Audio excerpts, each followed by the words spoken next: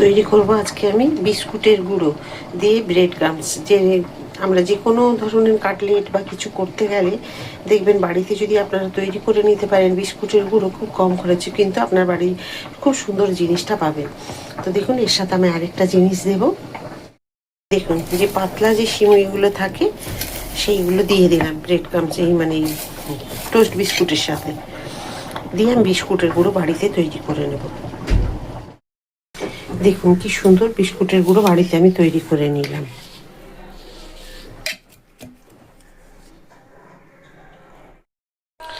আমি fish cutlet করব, তার জন্য নিয়েছি দেখুন 1 গাঁট রসুন, নিয়েছি 1 ইঞ্চি আদা আর 2টো পেঁয়াজ, দিয়ে দিয়েছি কয়েকটা কাঁচা লঙ্কা। যেরকম ঝাল খাবেন সেই অনুপাতে দেবেন, কারণ দিতে হবে গোলমরিচ, সে কারণে। তো আপনারা মশলাটা নিজের আন্দাজ মতো, যতগুলো কাটলেট করবেন ফিশ কাটলেট, সেইভাবে আন্দাজ মতো মশলা নিতে হবে। কম হলে কম নিতে হবে, বেশি হলে বেশি নিতে হবে। জল ফুটছে, আপনাদের একটা সুন্দর জিনিস দেখাবো। দিয়ে দিলাম 1 চামচ আর অল্প একটুখানি নুন।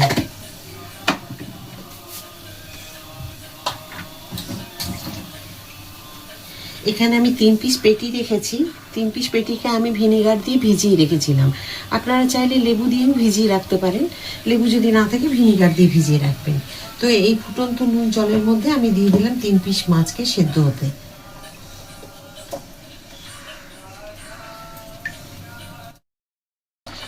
মাছগুলো দেখুন সেদ্ধ হয়ে গেছে, আমি এগুলোকে তুলে নেব। পিস দিয়ে করলেও ভালো হবে, এগুলো কাতলা মাছের পিস পেটি। আপনারা পিস দিয়েও করতে পারেন বা রুই মাছ দিয়েও করতে পারেন। একটা কড়াই বসিয়ে দিয়েছি আর মাছগুলোকে আমি ছাড়িয়ে নেব। এগুলোকে একটু ঠান্ডা ঠান্ডা হওয়া পর্যন্ত অপেক্ষা করতে হবে। আর এইভাবে একটুখানি চেপে চেপে দেবেন, তাহলে খুব তাড়াতাড়ি ঠান্ডা হয়ে যাবে। এখানে তেল দিয়ে দিয়েছি কড়াইয়ে, দিয়ে দিলাম একটা পেঁয়াজ।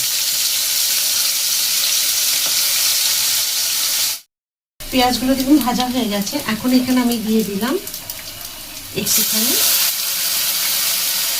আদা রসুন আর পেঁয়াজ বাটা। আমি যে আদা রসুন পেঁয়াজ আর কাঁচা লঙ্কা বেটেছিলাম সেটা দিয়ে দিলাম। দিলাম অল্প একটু হলুদ, অল্প একটুখানি জিরে গুঁড়ো, একটুখানি নুন। মাছে তো নুন দিয়েছি, আবার পরে দিতে হবে। সিদ্ধ করে কাটা ছাড়িয়ে যে মাছগুলো রেখেছিলাম সেই মাছটা এখানে দিয়ে দিলাম।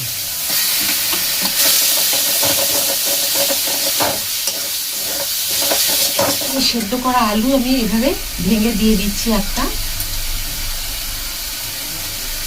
একটু ধনেপাতা দিলাম। দিয়ে দেবো এখানে একটা ম্যাগি মশলার প্যাকেট। এখানে আপনারা একবার অন্তত এই ম্যাগি মশলা দিয়ে করুন, গরম মশলা না দিয়ে, দেখবেন এই স্বাদটা কিন্তু খুব ভালো হবে। গরম মশলা দিয়ে তো অনেকবার খেয়েছেন, একবার অন্তত এইভাবে ম্যাগি মশলা দিয়ে করুন। মশলার স্বাদটা একটু পাল্টে দিন, মাছের কাটলেটের যে ফিশ কাটলেটের স্বাদটা সেটা কিন্তু পাল্টে যাবে। তো চলুন, এটা এবারে আমার হয়ে গেছে। এখন এটাকে আমি নামিয়ে ভালো করে একটু ঠান্ডা করে নেব। এখানে 2টো ডিম নিয়েছি, 2টো ডিমের মধ্যে আমি দিয়ে দিলাম একটুখানি বিট নুন। এখানে আছে একটা ভাজা মশলা, যেটা আছে জিরে, ধনে, শুকনো লঙ্কা, গোলমরিচ, লবঙ্গ, এলাচ, দারচিনি, এগুলো সমস্ত গুঁড়ো করে রেখেছি। তো এখানে আমি ডিমের মধ্যে অল্প একটুখানি দিয়ে দিলাম। এই যে ডিমটাকে খুব ভালো করে কাঁটা চামচ দিয়ে আমি একটু ফাটিয়ে নেব। প্রথমে আমি সাইজটা কত বড় করব, সব গোলাগুলোকে গোলগুলোকে আমি করে নেব, তাহলে সবগুলো ঠিক মাপের হবে। নালে কোনোটা ছোট কোনোটা বড় এইরকম হয়ে যাবে। তো প্রথমে আমি এগুলো করে নিচ্ছি যে কটা হবে। আর যে সাইজটা আমি করছি সেটা কিন্তু দেখবেন আমরা কোনো অনুষ্ঠান বাড়িতে খেয়ে থাকি। এটা কড়াইয়ের মধ্যে লেগেছিল শেষটা ওটা।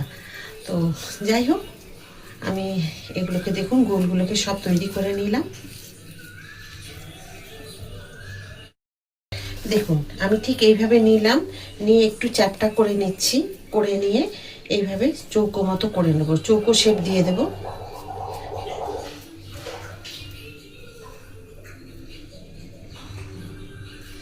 এগুলোকে পুরো ডিম দিয়ে আমি কোট করে নেব প্রথমে।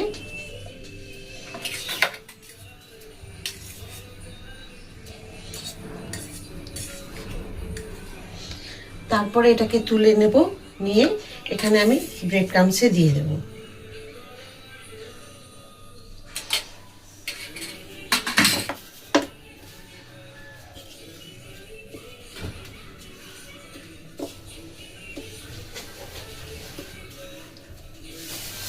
দিয়ে আবার একবার শেপটা ঠিক করে নেব।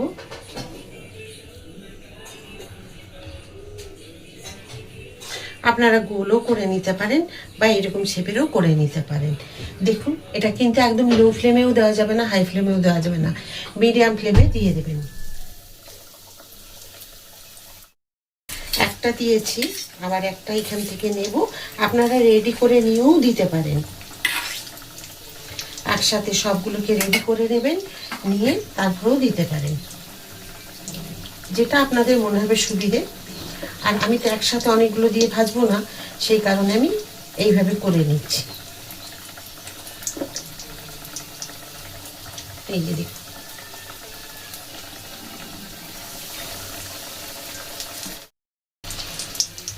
একটা সাইড আমি উল্টে নেব।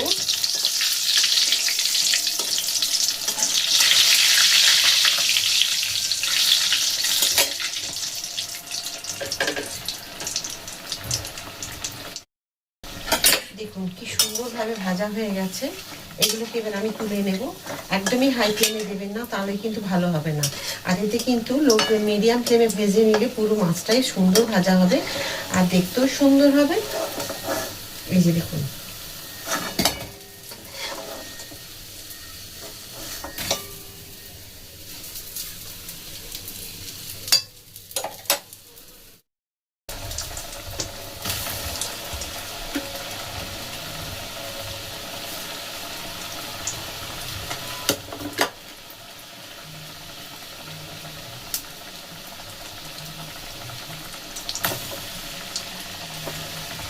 মাছের দেখুন কাটলেটগুলো সব হয়ে গেছে আমার। যে আমি ফিশ কাটলেট আজকে তৈরি করলাম, তারা আমি শেপগুলো দিয়েছি চ্যাপ্টা চ্যাপ্টা করে দিয়েছি, 4 চৌকো। আপনারা চাইলে লম্বা করেও দিতে পারেন বা হয়তো ভেজিটেবল শেপের মতোও দিতে পারেন। তো যেটা আপনাদের সুবিধে মনে হবে সেটাই দিতে পারেন। তবে ভাজাটা কিন্তু একদম মিডিয়াম ফ্লেমে করতে হবে, তাহলে কিন্তু পুড়ে গেলে ভালো লাগবে না।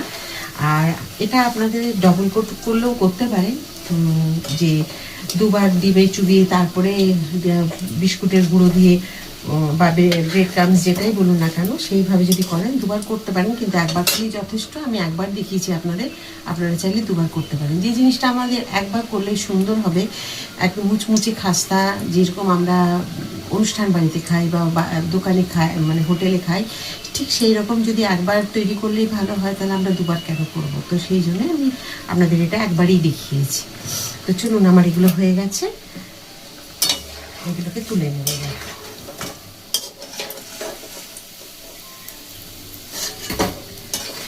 আমি চেষ্টা করি সহজভাবে সব কিছু আপনাদের দেখানো, যাতে মানুষ রান্নাটাকে ভয় না পায়, যাতে সবাই বাড়িতে তৈরি করতে পারে। ফিশ কাটলেট বা মাছের কাটলেট চপ শুনলে পরে যেন মানুষ ভয় না পেয়ে যায়, যেটা আমি তৈরি করতে পারবো না। তো সে কারণে চেষ্টা করি আপনাদেরকে খুব সহজভাবে দেখানো। এই যে দেখুন, আমি রেডি করে নিয়েছি, এবার আমি সাজিয়ে নেব। দেখুন আপনাদের কাছে সাজিয়ে নিয়েছি, কীরকম হয়েছে দেখুন। একটার সাথে আওয়াজ শুনলে বুঝতে পাচ্ছেন। আমি দেখুন, দেখেছেন কীরকম আওয়াজ, খুব সুন্দর হয়েছে। এগুলো আগে ভেজে। আজকে মাছের কাটলেট আপনাদের সকলের কেমন লেগেছে অবশ্যই কমেন্ট করে জানাবেন। যদি ভালো লাগে লাইক, সাবস্ক্রাইব আর শেয়ার করে আমার সাথে থাকবেন, যেমন প্রতিটা রান্নাতে আপনারা সকলে আমার সাথে থাকেন।